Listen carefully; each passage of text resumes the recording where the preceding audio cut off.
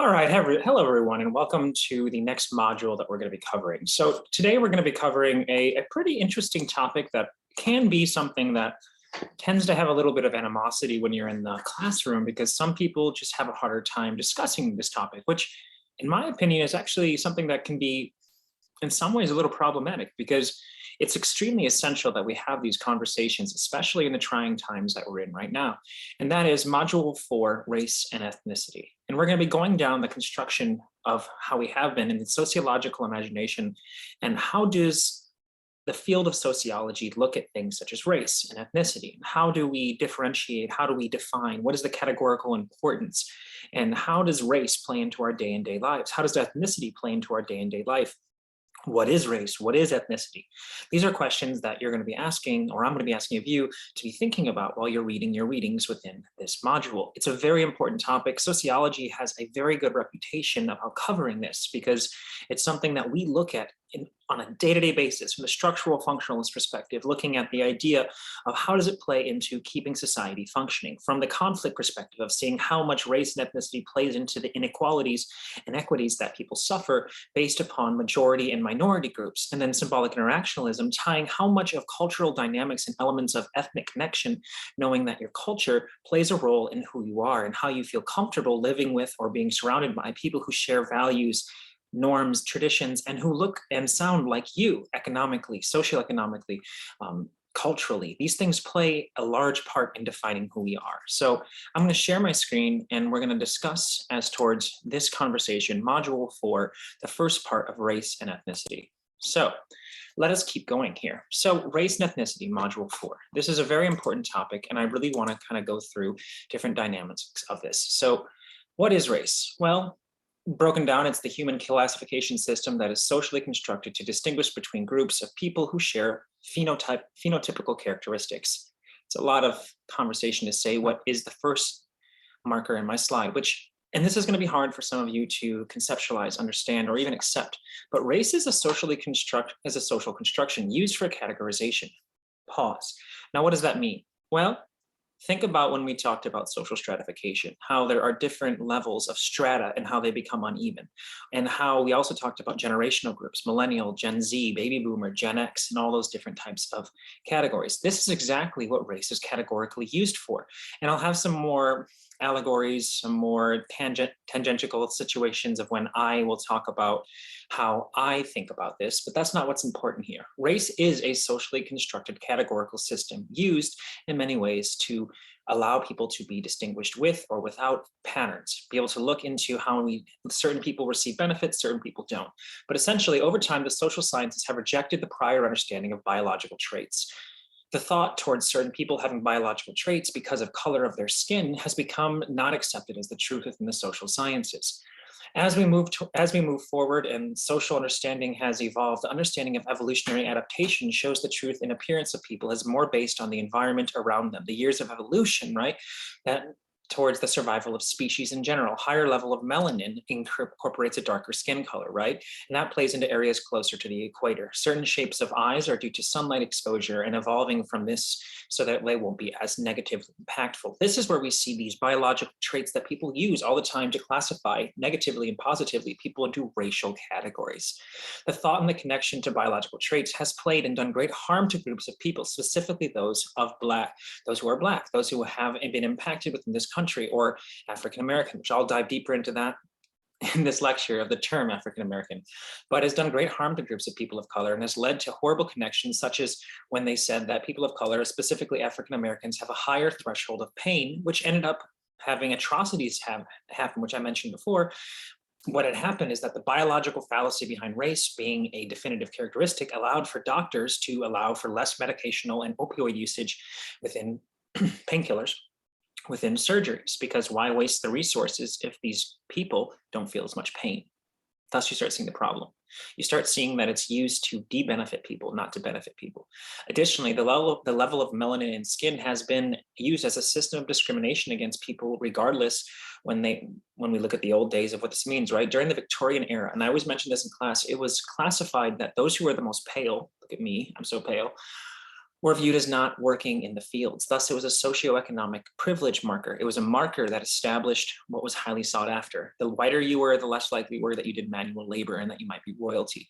You saw people, like I mentioned, using powder to increase their whiteness. And we also have the conversation, there's many documentaries right now going forward talking about the term passing and how lighter skin has been associated with lots of opportunities that are unfortunately systemically broken, that people who are of Caucasians receiving certain primarily better results because of being in the majority group, and it's not a good thing, and how people will try to pass off or being passing to be able to gain those opportunities to benefit themselves.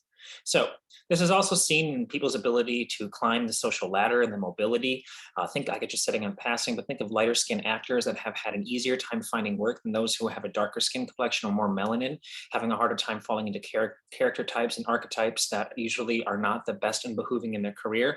And during this pandemic, it also started being shown, or during the pandemic, right, in the beginning of it, it started showing many signs of how this was being even more exacerbated. And how it plays into, and also this is a big thing too, plays into ideas of dating and choices within communities as well. I can tell you that many of you watching this have probably been taught through socialization certain biases towards people and how they look, and how many times we've seen people who do not want to date someone who is of darker complexion or lighter complexion. So we start using this colorism to start defining our actions, and that creates a bias that's problematic. It has even become more exposed that within some African-American selection biases started to be shown that men and women are having negative connection to darker skin, as I just mentioned. And much of this is due to the social negativity that gets placed around the darker complexion and how it is understood socially, socialism of ignorance or racism, essentially. Kanye talks about this in his music, and so does J. Cole and many other artists, talking about the surface and the regular basis, right? So we see this represented in media all the time. It's a really powerful dynamic of looking at how we've built this types of socialism of the socialization of ignorance behind this idea of just a darker melanation, right? So when we think about race and we don't look at things such as how it's very socially constructed, it becomes very, very problematic. Also, interestingly enough, this is also played into white culture. Redheads or people with red hair are more chastised than those who are not. And many times you'll find connection with how people will talk about how redheads may be able to experience more pain. And then this is a conversation and leads to bullying. So what you're starting to see is this negative connotation, this negative association behind people's colors of their skin, and that being used to justify heinous or unfortunate actions that really impact people on a regular day-to-day basis. So let's clear this slide a little bit outside of just that information I mentioned to you, and that's one. So race is a social construct used for categorization based on the idea of majority and minority status. If you aren't familiar, by the way, the term Caucasian comes from the Caucasus Mountains of where it was originated. So what you're looking at is just a categorizational system that has been used substantially to be able to gain majority status by those who are in the place of power and who have done the colonizing, which is many times Eastern European or European people who came here, or the original pilgrims when they came here and they were colonists, and then et cetera, et cetera. It goes down a long path of unfortunateness. But it's used to categorize people within society towards factors of socially deemed as important, as I mentioned with the Europeans during the Victorian era, the English, sorry. And another idea is that it was based on previous pseudoscience and used for discriminatory practices such as lack of medicational treatment, genetic compositions that are salient, placing meaning and carry social significance, evolutionary and adaptation to the environment, like I mentioned, melanin and eye structure, darkness, lightness of skin is used to discriminate, categorize, and socially classify people, lighter skin by association, Victorian era, darker skin, debate on the there is a debate on the saliency of if you feel like you would or wouldn't date someone with a darker complexion, or how this has worked inside groups of people not wanting to be associated, representation through media and movies and public representation in general. This is a big deal. So when you think about this, how true is this? Ask yourself this. Is this something that you may or may not be a party to? Are you somebody who does actually base certain components on how dark someone's skin is, how light someone's skin is? Do you ever think about the Human Genome Project and the construction of the idea that we all have been proven to be from one ancestry, but there are differences in adaptation and evolutions, and what significance does it really play? It's a good question. I'm not going to play these videos for you. They're really great. I just don't think it's a good idea. I did in the beginning, but I don't think playing videos for you is really a great idea. So these are some examples of race inside the media. This first one talks about how race is always in quotes in books, which is a big deal, right? And then this second one here is talking about the Human Genome Project. If you're interested, I actually recommend watching it. Did you know that race is a social construct? So now let's go to the little bit deeper, right? on the slide is talking about the one drop rule is an interesting one, especially when we deconstruct it from socially through the sociological imagination, looking for the strange in the particular, right? And the conflict perspective, looking at it from the social inequities, right? This law established in the 20th century states that if you can prove one ancestry of Black status, then you can classify yourself as one, right? Now looking from the conflict perspective, let us step back to the opposite. The opposite is not true. If you want to have someone with white ancestry, you are still going to have to classify yourself as Black, and that you at most can maybe consider yourself mixed race. So what ends up happening is that what makes this interesting is from the perspective of conflict has to do with the idea of minority groups and power and status association. The majority group can use it to their benefit, the minority group cannot use it to their benefit. So you start seeing the inequity there, the inequality. If white is a given privilege and power and prestige and association, not being able to be able to do the reverse of the one drop rule has social mobility conflicts because it's not being able to be used equally. It's only benefiting those who are in power already. So you can decide to classify yourself for your own benefit, but as part of the less privileged categorization, but you are not able to do so with other dynamics of power. It's interesting, it's problematic. What do you think about this? Maybe write about it on Yellow Dig. And then as talked about on the slide, once again, the benefits that can be to those that look to gain opportunities, but doesn't play again for those with the power elite to speak. This, of course, I'm speaking about the Native American resources and how little you have to have historic ties to receive the benefits awarded to them in compensation for universities and whatnot. Some Native American tribes require 25% DNA to be within the persons of this group, but some only require 1 in 16 to have the allotted benefits. Once again, the opposite is not true to them. They do not get to gain majority status if they have white ancestry. It's only the idea of the people, the majority class, the Caucasians, the whites, if you want to say it this way, being able to prove that they have Native American ancestry to 1, gain votes, 2, gain benefits. So it's really powerful. So this idea of race is not biological. That's what I'm trying to say here. And since it's a social construction, the understanding of categorization has changed over time and has evolved. The census, as of 2021, has changed the way that you can classify your ethnicity. Previously, there were only a certain allotted options, and that made people feel misrepresented. Terminologies on this measure of the countries resides have changed, adopted, and evolved through time. Accepted words have changed, adjusted, and gone through various types of changes, how we speak to each other, what we classify as. It was accepted in the 50s and 60s to use the term Negro, and the classification system also changes and also has surprises with it. Those types of Middle Eastern descent are classified as white. That's interesting, right? If you're from the Middle East, you can classify yourself as white on the census, but many people would not consider themselves to be of this color or to be white, and they don't feel they connect with the socialization of this. But the groups that gain the access towards that reap the benefits of this categorizational group. So as time changes, as society changes, the categories we socially understand of race change as well. So you can read this slide, race changes over time. One thing I want to mention here is on the slide, which is Irish and Italian. Look at me, everyone look at me right now. I am super pale. Seriously, it's hard for me to do some of these backgrounds because I might reflect. In the early years of America, and this is based on 3 S's, sin, sickness, and selected, which if you're interested, email me, I'll talk to you about it. But essentially we base deviance and social control on the sin, religion, sickness, illness, think of the pandemic, and selected, various groups' opinions. And that then governs the thought process. In the early years in the United States, because of Catholicism versus Protestant debate, Irish and Italian, who had a certain history of being connected to certain religious groups, were not allowed to classify themselves as white. So if race was a true and biological fact, how can someone as pale as me not be considered white if it was based on colorism? It's not based on colorism. It's a categorizational system used to oppress or benefit.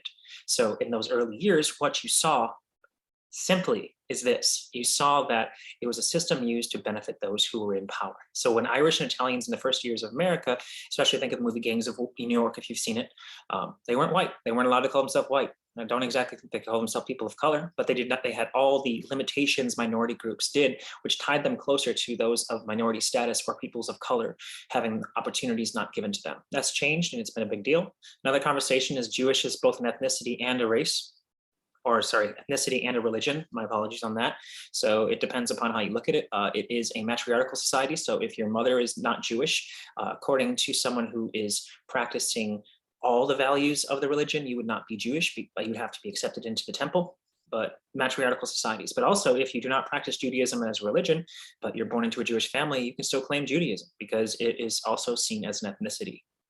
So it's interesting because Europeans, compared to Americans, see Judaism as more of an ethnicity / race, whereas we see it as more of a religion constantly in this country. Interesting fact if you didn't know that.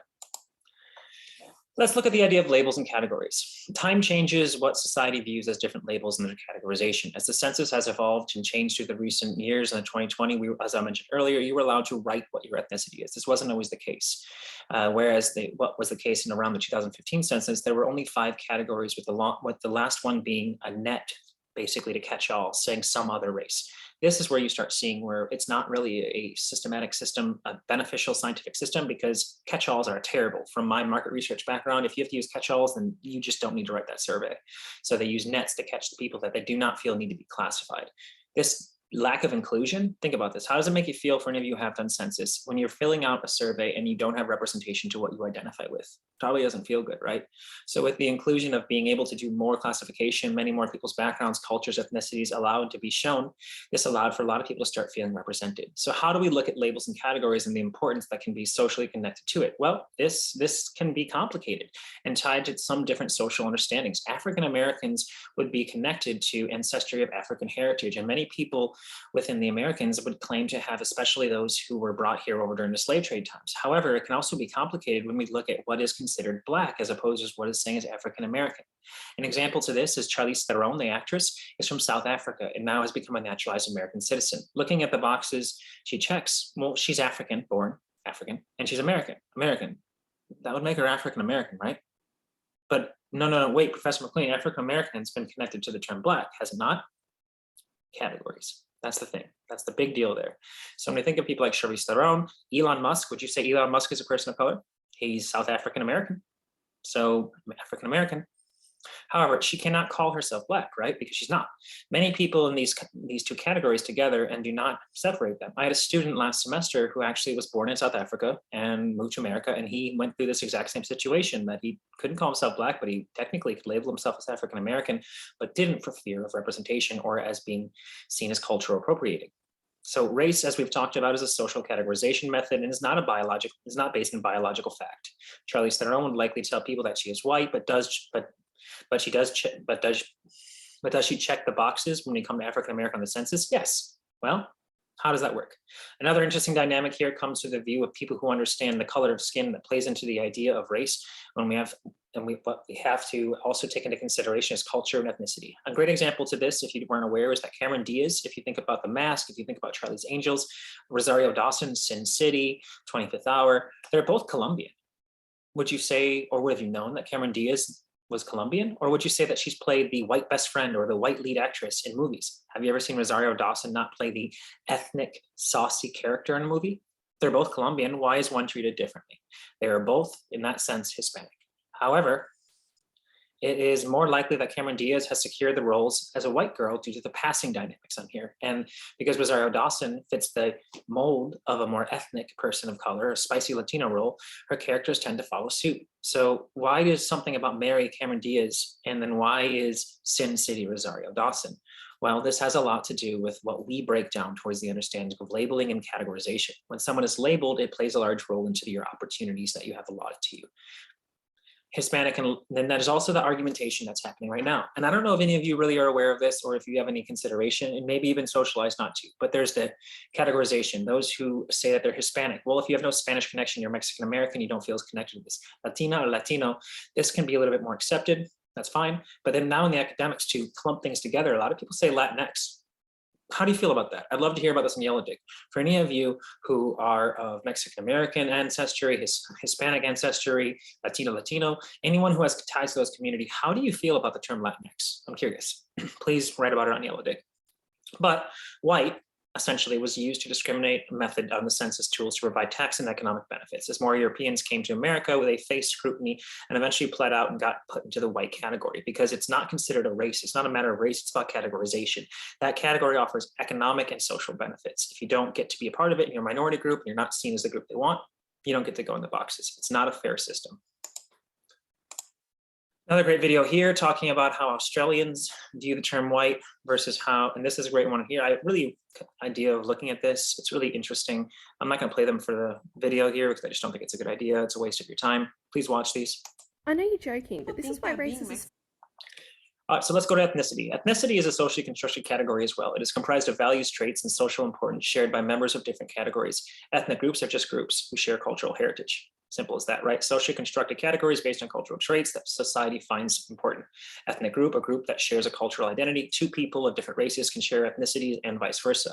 Here, take an example. Japanese and Vietnamese can both be categorized as Asian, but they're totally different cultural backgrounds. Does anyone else have an example of this? Do any of you have something you can point out here where you grew up and you'd be categorized on the census the same, but you do not share the same values? A great one here I think about is those of Middle Eastern being able to classify as white.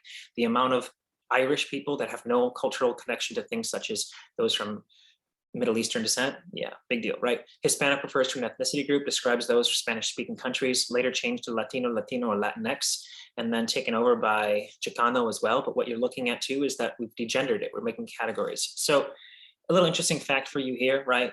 We just talked about how someone who's Japanese and Vietnamese or Chinese and Japanese, you have different cultural connections, right? Different socialization factors. But Hispanic first appeared in the 1870s as a racial category within the US Census as a way to describe those who hail from Spanish-speaking countries. Prior to the census, just referred to these people as Spanish Americans, even though the possibility of to trace their origins to Spain would require going way, way back. For some, it would be impossible and inaccurate.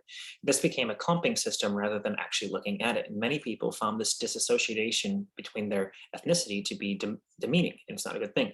Commonly, people would find connection to terms such as Mexican American, Cuban American, and so forth. And as time evolved, the term commonly became known as Latino or Latina, and later moved to the non-gendered version recently to Latinx. How does this make you feel? I'm interested.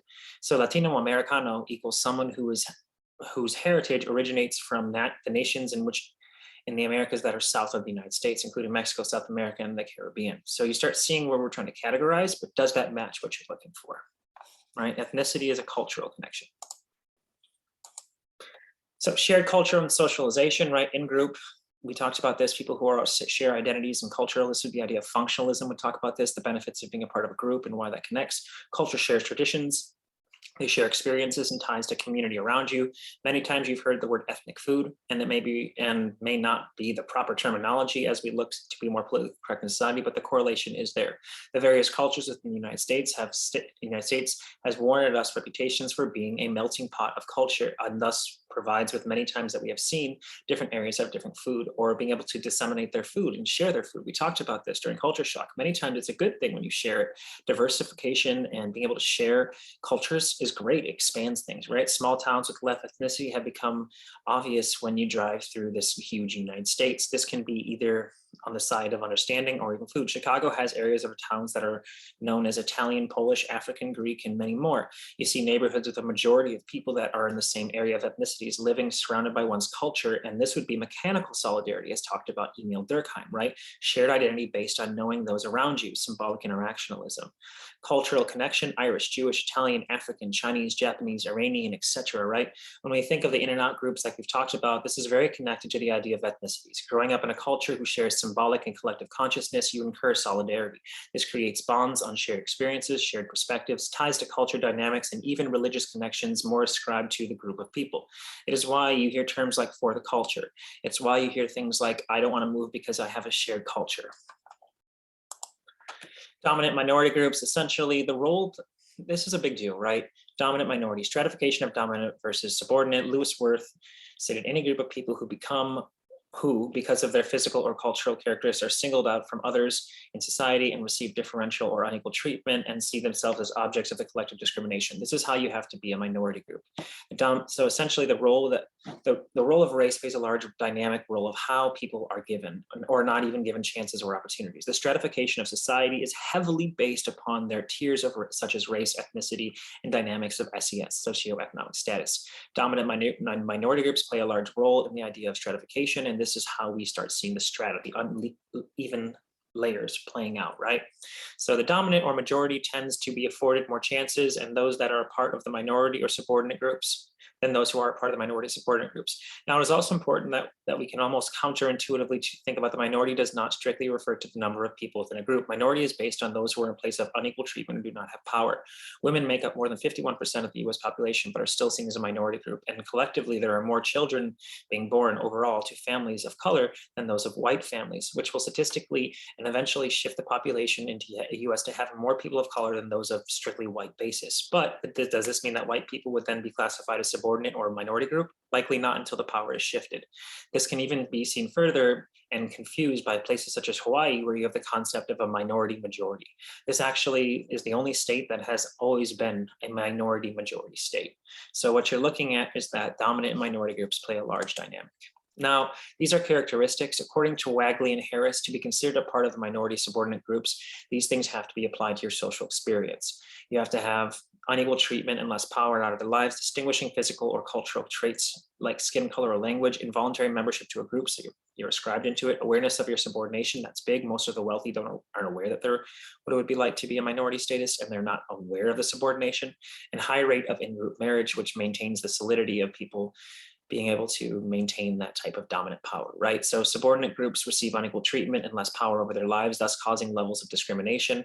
Even though race is not biological, the various adaptations that have come through evolution to different cultures being called into the front stage and playing a role in how people are socially categorized. If you have darker skin, if you have hair that looks a certain way, if you love someone who isn't the norm, what sex and gender you are, except place of birth, so many more, right?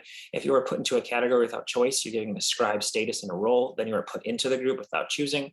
Du Bois talks about the idea of double vision, understanding double consciousness, double vision, essentially understanding that you are not only part of society, but you're a member of a different culture within society, and knowing that you have to be always aware of this dichotomy. It's important. Those who are of color, when they walk into a room, an interview room, they have to constantly be aware that they're one of color and also whoever they are as the self, right? This isn't something that people of majority groups even think about. When I go into an interview, I'm just gonna be honest here, I know that the people are more than likely gonna look like me. And I don't think about, am I gonna deal with a racist today? It's a big deal. So W.D. Du Bois, one of the founders, talks about this towards being a Black American. You at all times have to be aware of your skin color in conversations and social situations and interactions. And this can also create what's called Black exhaustion. You cannot just be yourself at times. You have to know this idea of how unequal interactions. That's true. And this happens a lot of times too. And this also ties up to the LGBTQ plus community, right? Like when you enter a room, you worry about discrimination based upon how you love, right? So more commonly, you will see people stay within their frames of their cultural marriages. This can be influenced by your parents or the lack of the ability to marry outside your ethnicity and social class. Exogamous marriage not being allowed.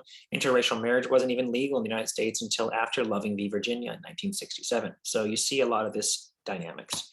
Little slide for you here, multiracial and ethnic identities. Mildred Loving and her husband, Richard Loving, were the reason I just talked about, which was the idea of Loving v. Virginia.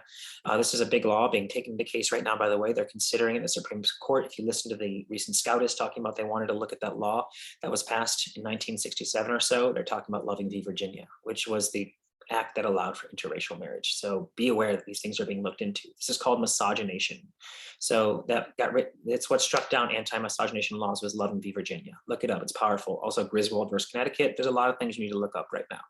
A lot of social change happening. This map right here is looking at when anti-miscegenation laws were passed, if they ever were there, and when they went away. Overturned in 1967 is because the Supreme Court ruled against it. It's scary. So miscegenation, exogamous marriage, just definitely look these things up. Multiracial and ethnic identities, multiple identities, range from racial, celebration of mixed race and cultural backgrounds became more of a norm after Loving v. Virginia. Actually, it's a really big idea that racial exogamy or marriage within a different racial group started to move towards the reduced stigma after Loving v. Virginia brought to an end of the legal restrictions behind it. Once the bars of the legal system were removed, the ability for social stigma was reduced. This then sped up the overall case, and we started seeing a lot of interracial marriages, so much so that it's actually looking that may be the higher amount of population and going in the forward. One great way to see the social change is using platforms that we have been given, such as celebrity status and influencers. Tiger Woods has definitely had his problems in the past, but him speaking up publicly is a big thing, right? So we start seeing representation, and that's huge. Movies have been doing this too. Marvel's been trying to do this. A lot of people complain about the wokeness, but think about representation and think about who complains about the wokeness. Most people I hear are usually cis white men who complain about it. Well, I've seen enough of people like me on screen. I want to see diversification, and I want to see people being represented. just because we're getting shorter on time here, I want to make these super long, a little bit more information, more diversity and connections, more people defining multiple races, some information regarding the census. Look over this if you'd like to. White equals European, the Middle East or North Africa. Yeah, North Africa ties into it. That's interesting. Black historically is African-American, including those of Afro-Caribbean descent. American Indian or Native American refers to anyone whose origins are indigenous to the continent to the United States or Alaska. Asian ties to Eastern Asian, Southern Asian, or even Indian subcontinent. This includes China, India, Japan, Pakistan, the Philippines, and Vietnam. Hawaiian or Pacific Islander, Hawaii, Guam, Samoa, and other Pacific areas, and some other race. This is the catch-all that they used to use. Some other race. That's such terrible representation. I don't even want to talk about that. And if you're interested, these is what it used to look like. Take time, look at the slide. This is how it has evolved. Look at some of these terrible names we used to use, but this is the categorizational system. So this video is a little longer. I knew it would be, and we're getting to the end of it now. So essentially what I'm going to do is I am going to give you a little goodbye speech in regards to that. I hope you've enjoyed this lecture. Part 2 will be posted after this. Take a break. It's a lot to absorb. Make sure you read the material, and I'll see you in part 2. Peace.